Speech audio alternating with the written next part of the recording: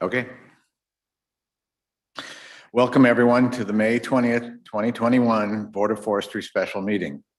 We are live streaming this meeting on YouTube, and to ensure our viewers online can follow along with today's meeting, I'll go over some best practices to keep us on track.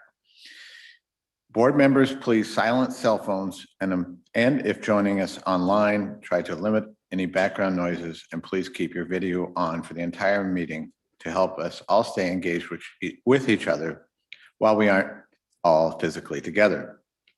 If you experience any technical issues, don't hesitate to use the chat function on Zoom to connect with our ODF support team in Salem during the meeting.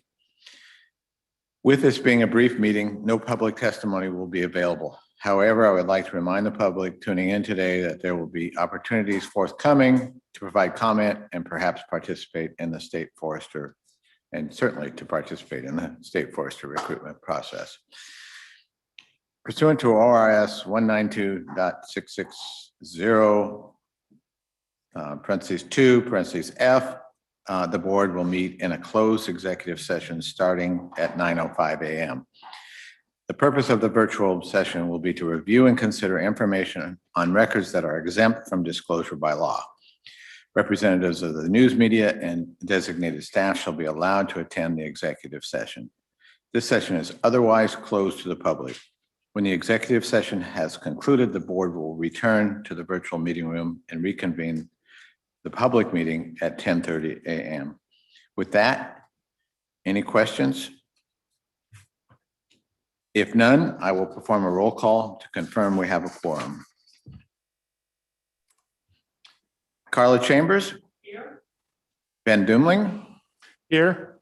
Chandra Furiari? Here. Joe Justice? Here. Brenda McComb? Here. And myself, Jim Kelly, here. Board members, transition to the executive session meeting, and everyone else, please come back and join us again, starting at no earlier than 10:30.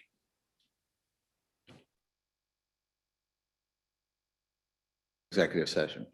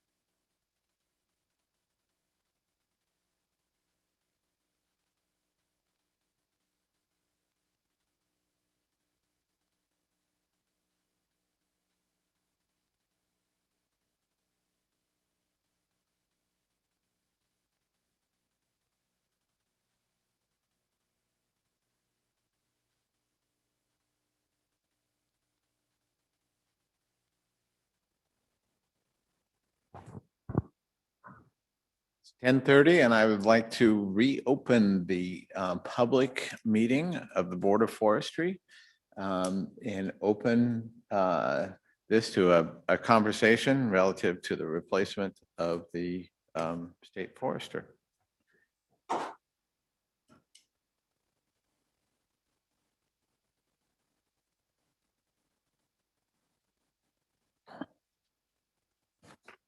I would venture to believe that my fellow board members may have some ideas on this topic. And is there anybody who wants to jump right in?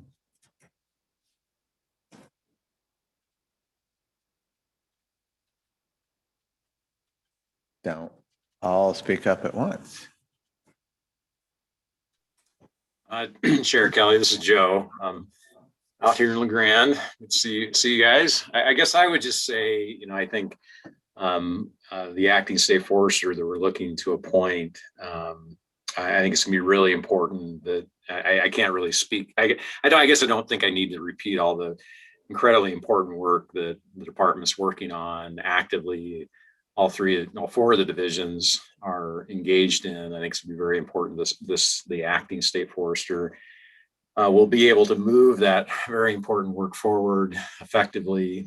I think we also have to understand that we're going into a fire season, and the acting state forester and potentially it could be a challenging one. And we have a large organization, complex organization in the fire program that has to be managed well. And I think that we need to make sure that we are, appointing somebody as the acting state forester that can help with that organization, make sure that it moves forward properly. So I guess I would just start that off with that comment. Right.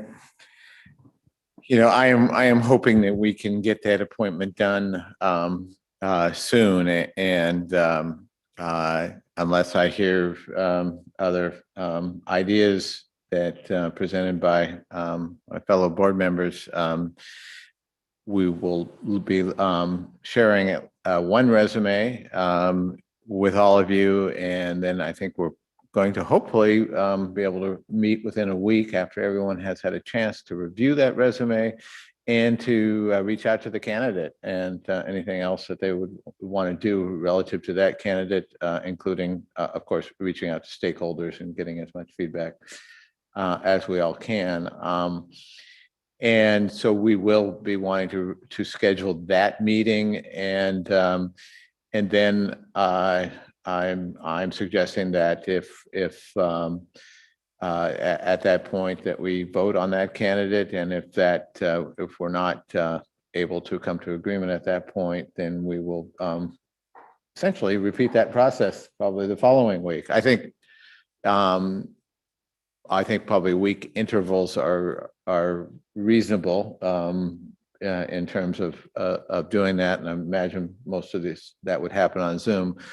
And so just want to also remind everybody that with Peter's last day being the last day of the month, that Lena will be acting as a state forester automatically if we have not filled that position. And I think whoever we do choose may not be able to come in immediately. So quite likely that we will be relying on Lena. So I just want to point out there is no gun to any of our heads, and that we'll all be fine if we don't have somebody officially appointed and on board by the 1st of June.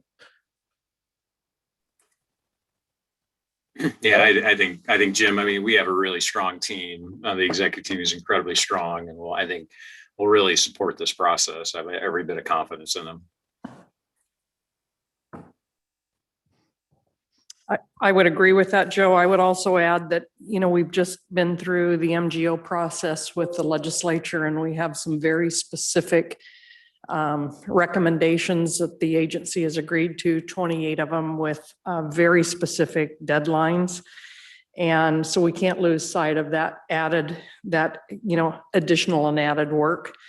And I think also, just recognition of, as you said, the fire season and the added pressure of these large, fire seasons. And, we run a $500 million organization, but it's these very, very large fires that really throw us into financial chaos.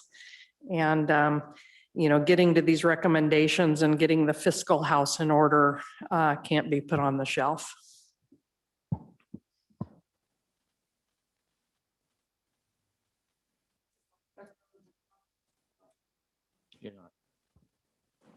Just like to echo the comments by Joe and Carla. There are some key things that need to be carried forward. Certainly the financial piece that Carla mentioned, but also ensuring that the HCP process continues to move forward, that a forest management plan, which is complementary to that HCP, continues to move forward. And that, all the other good work, especially around the fire issues, continues to move forward. I just want to add that in addition to appointing an acting state forester, which I think is our primary purpose here today, I would like to be sure that as we move forward with appointing a permanent state forester, that the announcements, the position description, and all other efforts at finding someone be done in a way such that the language is likely to attract people who might otherwise be underrepresented. And so I'm really going to be trying to pay close attention to that. And I know my other board members here will be doing the same. But that's something that I really like to see moving forward.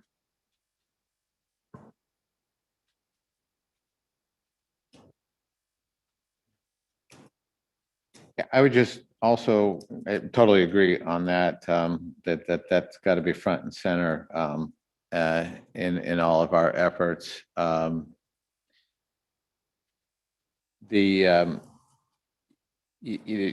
Obviously, we all know what a priority it is that we are able to move effectively with the MGO recommendations and do that, and that a lot of that work is going to take a lot of time, even if it is aggressively and competently handled.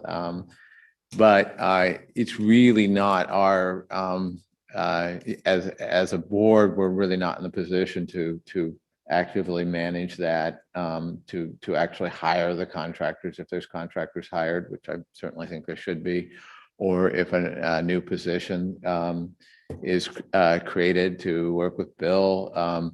Any of those decisions will really need to be led at this point by an interim state forester. And so I don't think we're going to be in,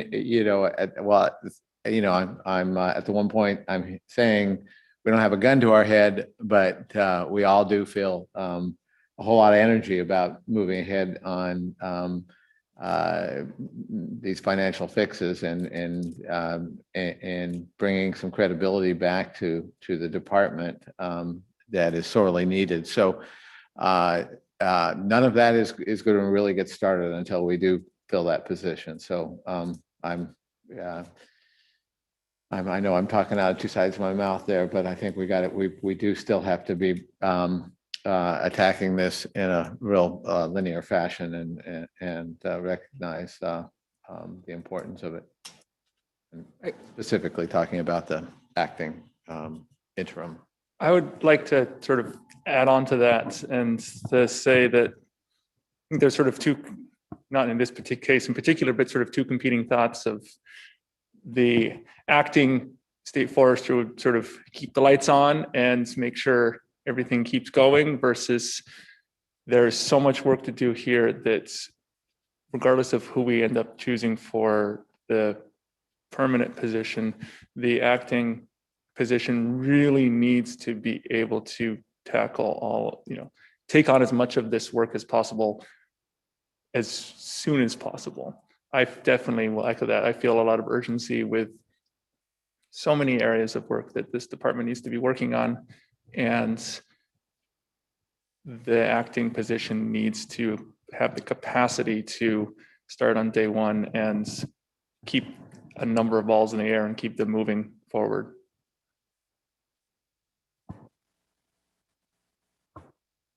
So I also wanted to elicit board member comments on making the assumption that we do get that appointment made here within the next couple of weeks and have someone in that position in June.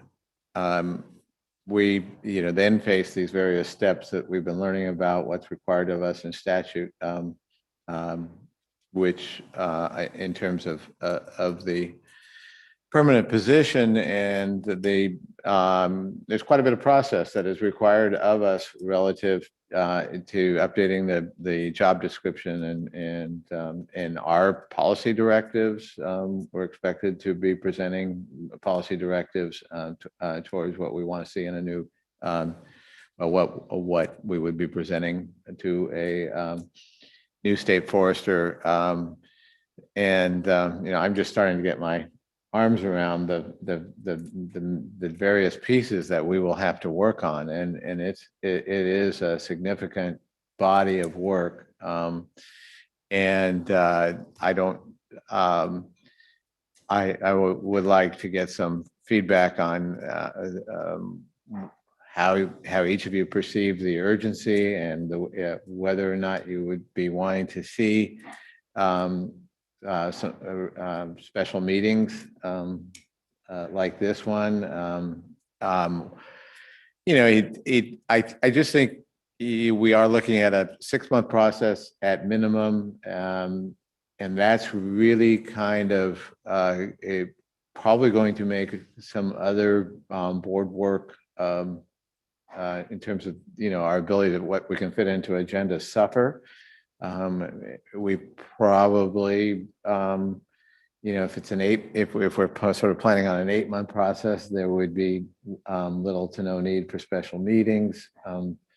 So just kind of throwing that out there for comments and thoughts about priorities as we project how we will go through the.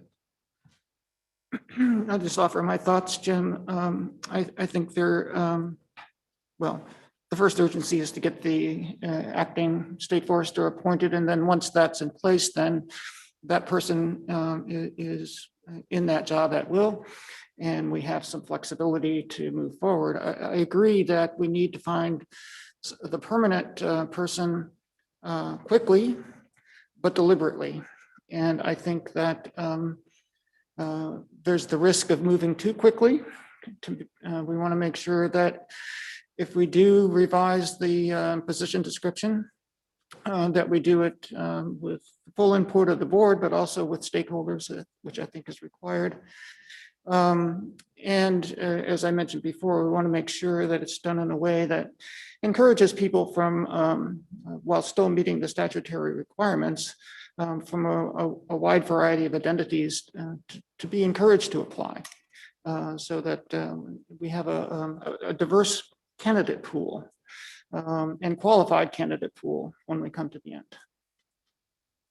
And I am assuming that all of us are supporting this search really being a national search, and that it would include possible candidates outside of Oregon. I certainly, I see a lot of nodding heads. Okay. Yeah, no, I just wanted to echo what Brenda said. I think my inclination would be to move as quickly as we can while able to act thoughtfully. And I think one of the benefits of the very long process that we have is that there is a little bit of discretion baked in, right, to how long it can take. And, I think there'll be a minimum amount of time it'll take, but whether or not we need a little bit more process inserted, I think we'll be able to determine as we go. And there's also public participation that's going to be required in that process. So we're going to get feedback along the way. And I think it's going to be really instructive to see what that is and to determine if we feel like our stakeholders are feeling comfortable with the direction that we're going, and we'll be able to adjust. So I fully support moving forward with getting our interim as quickly as possible and then starting the permanent process as quickly as possible, recognizing that we're trying to do this in a really thoughtful manner. I would just echo that. I'm in agreement and defer to you as chair on whether we have special meetings or not, and how that plays out in the schedule. I'm all in on this. So if you call special sessions, I'll be there. This is very important work, and whatever it takes to do this, I think, speaking for myself, I'm there. And this is serious work that I think I'm committed to. And while there is urgency, hopefully we will get a very confident and competent interim, and that will give us the ability to take a deliberate and appropriate time frame to find a very good candidate pool. And I'm completely in agreement that we need a national search and find folks who meet the statute. But yeah, that needs to be deliberate. And I appreciate those comments, Ben. I think, I say similar things, and we're, this forestry in Oregon is just so critical at this point for the health of the state and the greater economy, and way broader than the way it was visualized, I think 20 years ago, given climate change. And so the urgency is there that we make sure that this agency is run as competently as possible, as quickly as we can get that work done. So I agree with you. And if any of you need, me to help with your spouses who are complaining and that kind of thing about the commitment. No, I'm joking. Carla.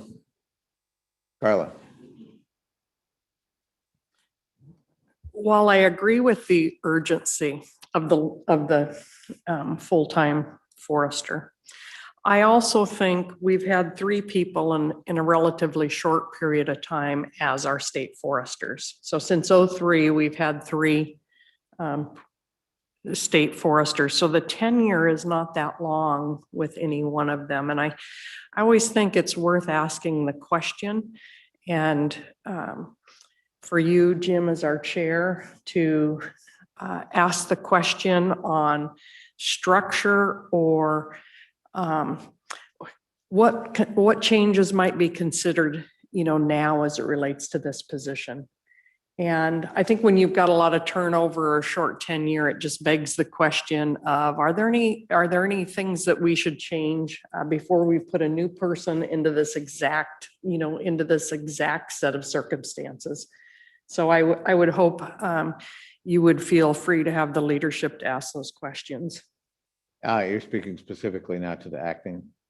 To the long term, to the full-time, long-term position.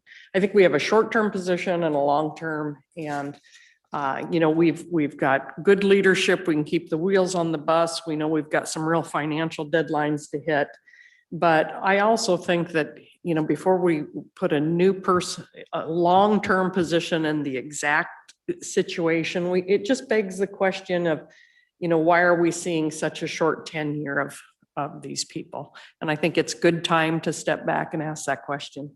I think, yeah, I totally agree. And we're going to have quite a bit of process and time to do that. And we're going to have a lot of input. And I think that's a good question also for our stakeholders is, why has there been this much turnover, and what are the differences that could prevent that in the future? So we'll definitely we'll be facing all of those questions, and that particularly is a good question. I do want to also open up this conversation around in what people are feeling in particular about what we want to focus on in this interim position, and what feels already wrong about the current job description, what things should be added, what would be modified that we'll eventually probably be doing, that particularly seem like important in light of this temporary position. So, comments on that? I might comment on that. I think as I read the qualifications, they're important, but a serious qualification I think we leave out is the financial management piece. Meaning, we're managing a $500 million biennial budget. We've had $485 million worth of fires in 5 years. We manage over $4 billion of assets. The MGO report really pointed out very clearly some of the weaknesses in our basic, accounting systems. Some of our systems and software are just, obsolete.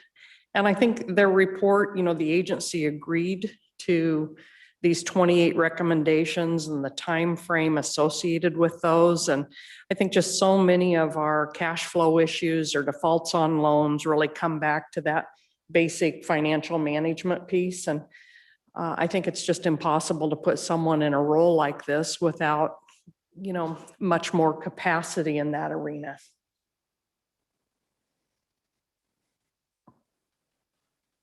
I would Agreed. layer onto that, as I'm looking through this job description, executive experience isn't really listed in here. It's sort of parsed out in a lot of subcategories. And I'm very new to this board. I'm learning fast about the department and how it works. And I'm impressed with a lot of how it works. And I think there's been some major struggles with how it has worked. And the executive capacity of this position, I think, is paramount. Like Carla said, I know they're not equivalencies to compare this to the private sector, but this is a big organization. And that takes a lot of, in the private sector, this would be a CEO. And I don't think we need a CEO for this. This is a state agency. This has a different role, but I use that sort of as a lens to think through what does it take to be the leader of an agency this large, of an entity this large. And I think a deep executive experience needs to be part of the job description. Yeah. Go ahead, Brenda. Yeah, just following up on that, I think it's important for us to understand why past state foresters may have not been as successful as maybe they would have liked or we would have liked. But I think it's equally as important and perhaps more important to look forward to what challenges the permanent state forester will face when she or he ends up in that job.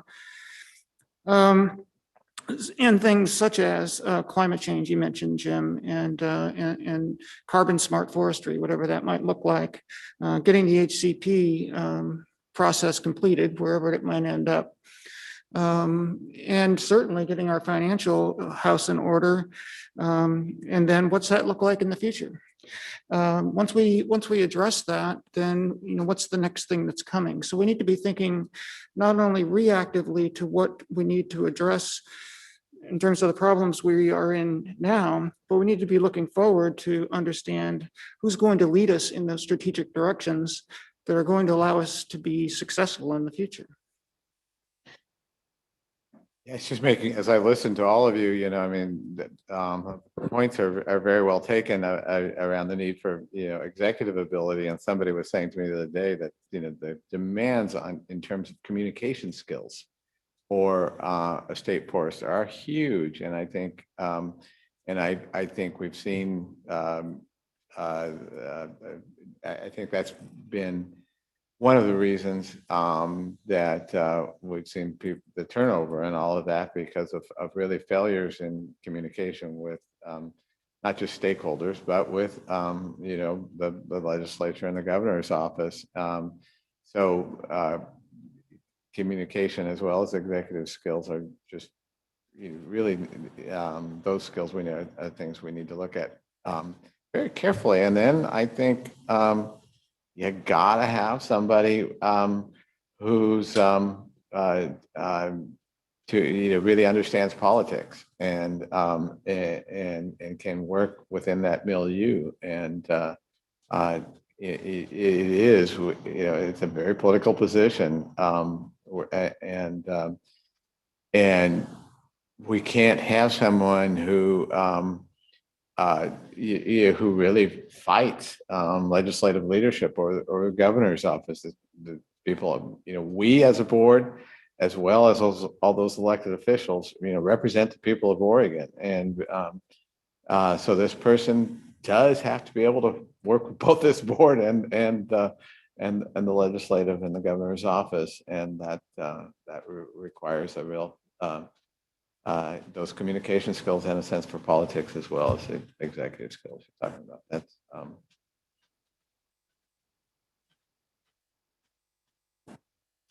go for it. Thanks. Sorry, I'm always going last here, so I feel like I'm just saying me too to everybody, but, oh, sorry. So, when I look at the description, of course, there's a lot of fantastic stuff in here that gets into a lot of the nuts and bolts. But, it would be interesting to see somebody in this role that does have a history of being, a bit of a visionary, right? And like Brenda was getting at, forward thinking, you are setting the stage for us over the next several decades. And we're doing the forestry program for Oregon update, or we want to do that. And so somebody that's really able to articulate the vision and then sell the vision. And that's where the communication comes in. You're selling it, right? You're selling it to legislators, you're selling it to us, you're selling it to staff, you're selling it to stakeholders. And to that end, someone with demonstrated experience that is looking through all these issues through different lenses. It's not just through one, right? We work with a lot of different stakeholders. They're going to work with a lot of different stakeholders. So it'd be nice to see a demonstrated history of taking, collaborative stances and incorporating a lot of different sorts of information and moving forward some big initiatives, frankly. And I kind of put that in the substance piece. And then there's also the nuts and bolts. And part of that is a lot more of the CFO style issues that we talked about. And it does get me thinking how much of that you want your CEO to have and how much of it you want them to have access to support, right? We make sure they have the right sorts of people that are able to feed them information. Like as it relates to our accounts receivable and things that are in the MGO report, it would be great to have someone that could tackle all of that stuff and be really literate there. But also I would like them to just make sure that we have conversations around whether or not they have the support they need in the department and elsewhere to get some of that information. Because I'm just not positive that we'll find someone that's able to check all of the boxes that we want. I'd love that, but in case we can't, then we need to think about, making sure that there's some other options as well. Little process check here. Thank you, Jason. And this came up before, and I should have brought it up before. We have all of those following us from afar, and all they see is this the little figures here for those of us in the room. So they have a hard time following who is actually speaking. So would like to ask all of you each time you speak to just reintroduce yourself. This is Ben speaking, whatever, so that all those folks can follow. And Jason was there a moment ago. Jason, are you still there? Can we have some wisdom from Jason? Thanks, Chair Kelly. Yeah, I had raised my hand because I think at your invitation, I am able to speak into this open session of the board. And I guess I've, very much enjoyed listening to the board's conversation just now and wanted to reflect on the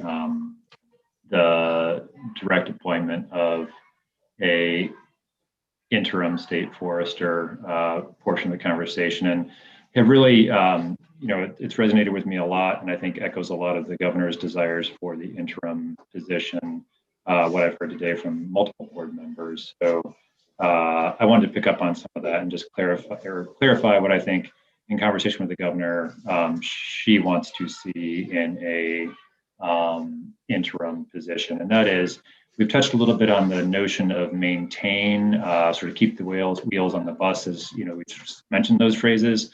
But I think she very much wants to see an interim and a permanent state forester who are really implementing change, the recommended changes that will both be coming forward, will both be in the existing reports and presumptively from legislative action during this session.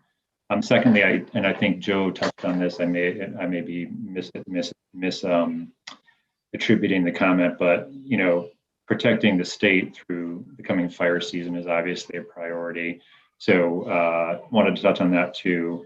But among the highest priorities is something that all board members, or almost all board members, have touched on, and that is the attention to the financial system structures, financial accountability, and financial transparency that are necessary. And in many ways, that is most specific, in the implementation of the MGO report, but also, a broad eye to all those elements. And I guess I want to just acknowledge and maybe just clarify right now for the record, my name is Jason Miner. I'm the Governor's Natural Resources Policy Director, and for folks on the phone, just clarify that. But I also want to throw into this conversation, and I think Chandra just touched on it, Ben touched on it as well, but all of you have touched on it. Even the interim role is in many ways, a big, almost too big a role to envision a single individual able accomplishing.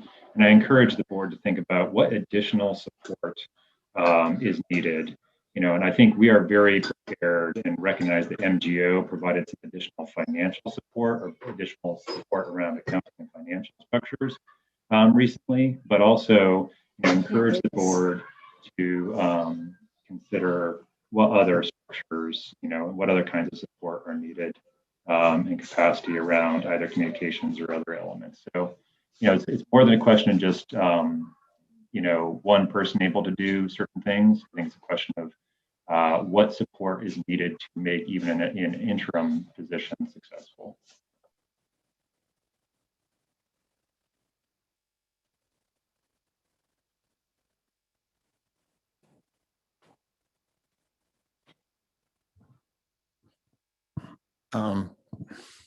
Jim Kelly, Chair.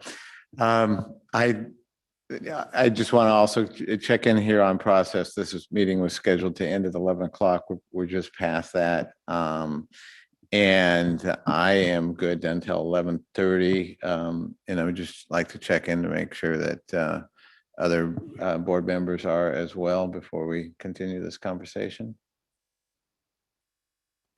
Okay, good. One other thing that I just wanted to give everybody an update on, I don't think we can really, that this changes anything for us, but everybody should know that the Senate bill was introduced yesterday. Senate bill, I think it's 868 by Senators Johnson and Senator Taylor. And this bill would change the authority for hiring the state forester, making an appointment by the governor.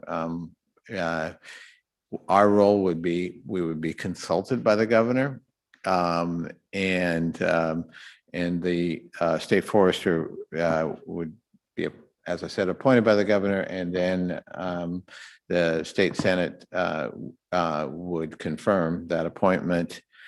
And that, as I said, that bill is introduced, and it's also been introduced as an emergency clause. So I am assuming that there's a very good chance that that bill could get passed, and if quickly signed by the governor, that our role becomes that consulting role at that point. And so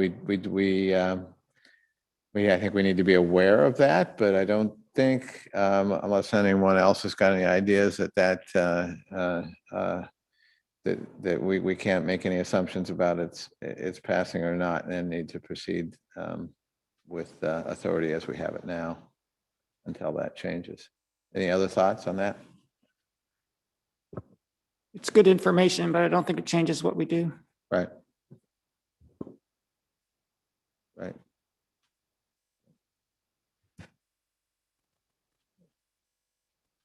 Okay.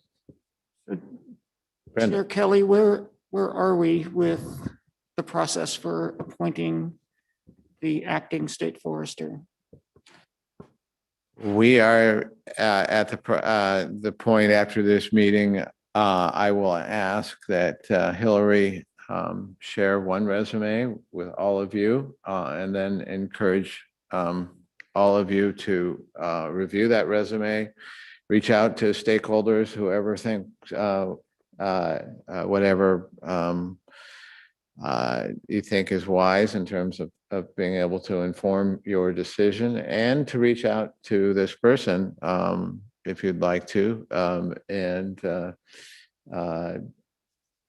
learn as much as you possibly can. And then we will, with Hillary's help, reschedule a meeting for sometime next week, which I'll certainly be attending by Zoom. And yeah, it will be a short meeting to have a discussion on the qualifications and a vote.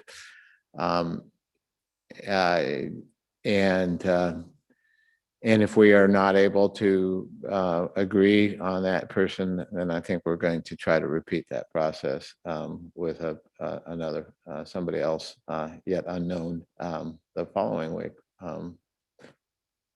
Any questions on that? Suggestions? Nothing? Okay.